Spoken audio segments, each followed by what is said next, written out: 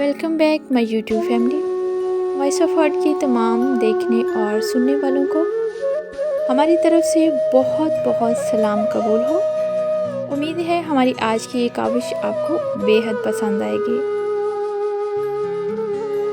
तारीख हज़ारों साल में इतनी सी बदली है।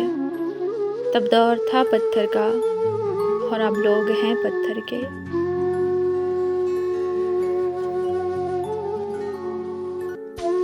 एक पल में एक सदी का मज़ा हमसे पूछिए।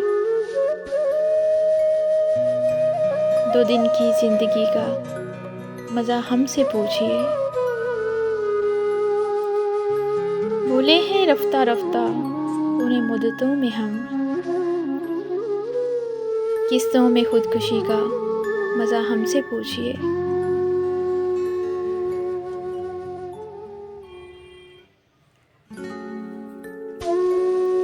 ठीक होता है कभी कभी कुछ लोगों से दूर चले जाना। स्याह रात में जलते हैं जुगनुओं की तरह।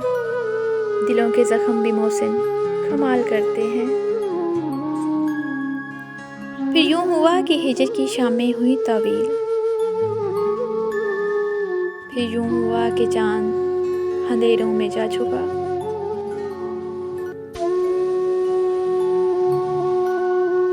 मुझको चाहते तुम अगर तो पाते मुझको हर रोज़ परख कर गंवाया तुमने। तेरे होते हुए भी गिरते थे मेरे आंसू।